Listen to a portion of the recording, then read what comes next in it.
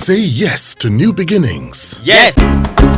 Say yes to new beginnings. Yes. Say yes to. I heard from a reliable source, like we say in journalism, that you just survived a kidney transplant. So I need you to take us through, what happened and to also confirm whether or not what I heard is true or false. So first, did you survive a kidney transplant? Sure.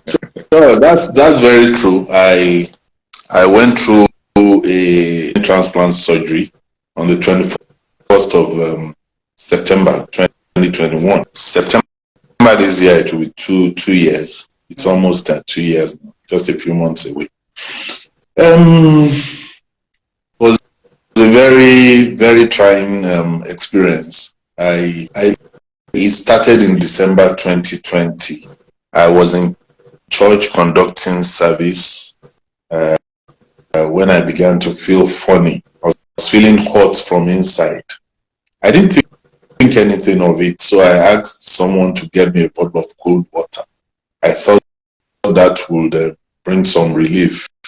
So they brought the bottle of cold water and I continued with the service. I was still feeling hot inside and I continued to sip from the bottle of cold water, but it appeared as if as I sipped from the bottle of cold water, the heat from within increased. So I became very uncomfortable, but stubbornly, I continued doing what I was doing, conducting the service. At a stage, I began to feel dizzy.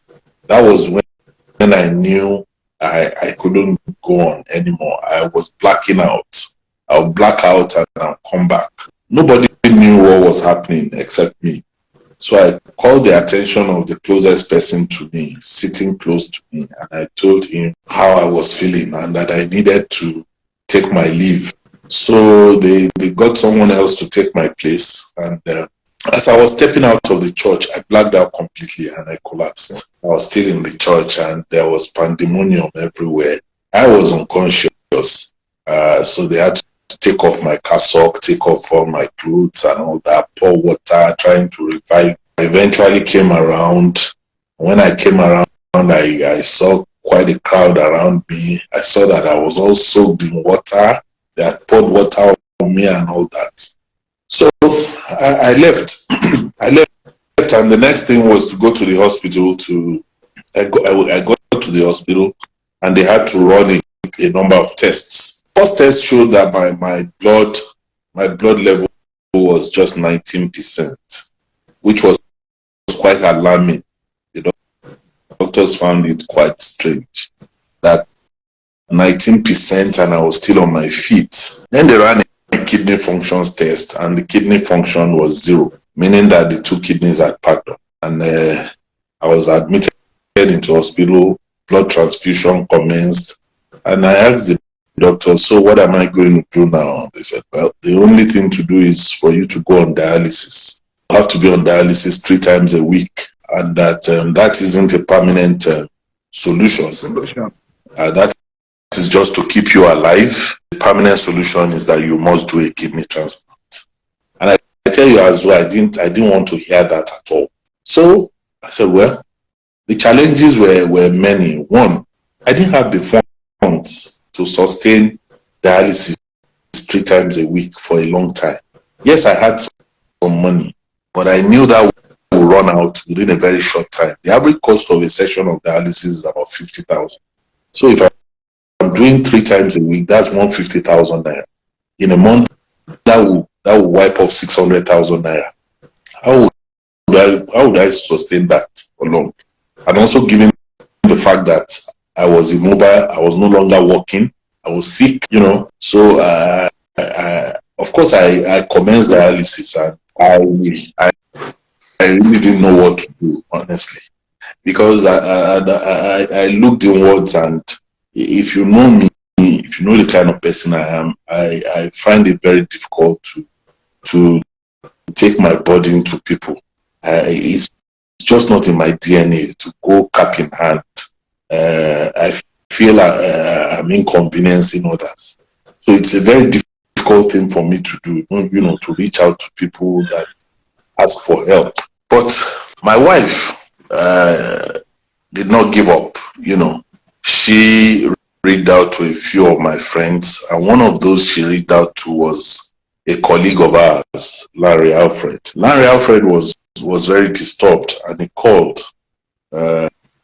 We spoke, and he said to me that if I wouldn't mind, he would love to mention this to Femi Otedola. I told him, well, Femi Otedola is also a friend of mine, but I hadn't seen him for a long time, a very long time. I think the last time I saw him was about close to 20 years ago. I didn't have any contact with him except for reading about him in the media. Well, I said, well, if you want to mention it to Femi Otedola, you can. He's my friend. He knows me very well. So he said he was going to do that. I said, okay. He left. And I didn't think anything about it really, because in my mind I felt, hey, someone I had not seen for 20 years will probably not even respond. You understand? Yeah. So I was in hospital when I think it was the following day. The following day after Larry Alfred intervened, we got a call, and that call was from a doctor, a consultant specialist, who introduced himself as having been sent by Femi Otedola. He called and said, well, your friend, that was the way he put it. He said, your friend Femi Otedola asked me to call you. And I said, oh, and he introduced himself and went on, and I said, is it true that you have this problem? I said, yes, I'm in hospital as I speak with you. He said, wow. He said, well, are your doctors close by? I said, yes. So I called my doctors and I gave them the phone, and they talked, their medical language and all that. And he asked them to give the phone back to me. So he said to me, well, I should not worry about anything. My friend Femi Otedola has asked him to let me know that they were going to take charge of everything, my funding and all that, all the expenses. And that even the money I had spent so far, he had asked the doctors to tabulate it and send it to them. They were going to refund what I had spent that far. That was a very big relief. And he went on to say, you are going to be on dialysis. Well, you have to psych yourself. When you are ready for a transplant, let us know. Your friend has said that he would also pick up the bill for your transplant. So I began to do dialysis 3 times a week, sometimes 2 times a week. And each session of dialysis, you will be on the machine for 4 hours. It wasn't something to look forward to. Fine, it wasn't painful, and you could be on the machine and be doing whatever you wanted to do, using your phone, listening to music.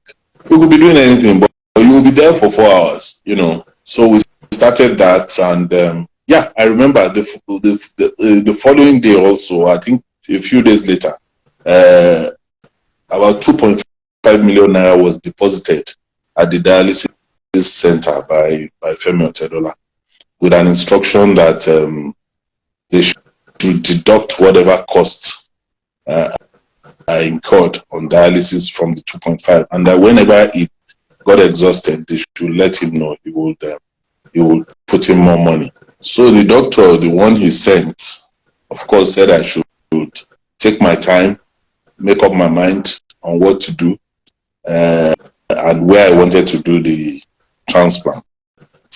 As it took me 8 months to make up my mind. Yeah, it took me 8 months because the thought of doing a kidney transplant was so scary. But certain things began to happen that helped me to make up my mind. On one occasion, I went for my dialysis. A young man walked in. He also came for dialysis. And they put him on the bed opposite mine and attached the machines and started the dialysis. But after about an hour, I noticed that the nurses and the attendants were running around that bed. You know, some people when they are doing dialysis, they sleep off, but I don't sleep. Maybe it's the journalist in me, I don't know.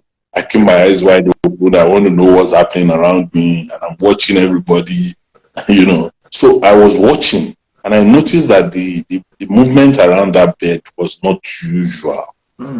So after a while, they covered up the bed. You know, this hospital thing that they use in covering up. They pulled it around the bed, and I could not see what was happening there again. But I kept watching. I kept my attention on that space. After a while, they opened up the place, and I saw that they brought in a stretcher. They had put cotton wool in the guy's nose and all that. He was dead. And I saw the attendants. They brought in a stretcher. They put his corpse on the stretcher. Right there, I was watching, and they took him out. And that hit me. You know, someone who walked in just not too long ago, walked in himself. He wasn't brought in a stretcher. His condition wasn't that bad, you know. And then they were taking him out dead on the stretcher. That really hit me and set me thinking. So I called one of the nurses and I said, "Hey, come, what went wrong with that guy?" He said, "Well, she doesn't know." I said, is it, are you now telling me that it's possible for someone to die just like that while doing dialysis?" He said, "Yes, it's very possible. It's very, very, very, very possible." So I began to wonder. Here I am running away from a kidney transplant because of the fear that I might lose my life. And I'm doing dialysis. I could also lose my life. So I put my thoughts together. I decided there and then that I was going to do the transplant. Even after making up my mind, I was still not too sure. I came in again one morning for my dialysis. Normally, I try to go in for dialysis very early in the morning, 5 a.m., 6 a.m., so that by 10 a.m., 9 a.m., I'll be out of the place. So I got in there 5:30 or a little after 5 that morning. And as I walked in, you know, I just walked into the place without knocking, I just barged into the place because I had become familiar with everybody there, you know. I just barged in and they said, Mr. Ajala, you are here. I said, yes, I want to do my dialysis. And then right on the bed beside the one they were going to put me on, I noticed a very still person. They had disconnected all the machines. They had, you will know that this was a corpse. And I looked at the nurses and nodded my head in that direction. And she said, yes, they're going to take him out now. I said, wow, he died. She said, yes. While doing dialysis? She said, yes. I said, wow. Well, I did my dialysis that day. After that day, Azu, I intensified efforts. I'd been talking to one hospital in India, but I wasn't too sure, you know, the problem of the challenges of taking a donor from Nigeria to India and all that, and then taking your caregiver. I know it was a lot of stress, you know. So I was looking for a place in Nigeria, and I ran into someone who then recommended Zenith Medical and Kidney Center in Abuja, and they came high recommendation. So I bought a flight ticket and off to Abuja I went. I went to that hospital. I saw the facilities on ground. I met with the doctors, and I was quite impressed. So immediately I paid about 1.4 million for my tests, and the search for a donor continued. Eventually I got a donor. We went for the tests. I was happy that I had gotten a donor. When the results came out, it wasn't a match. I came back home.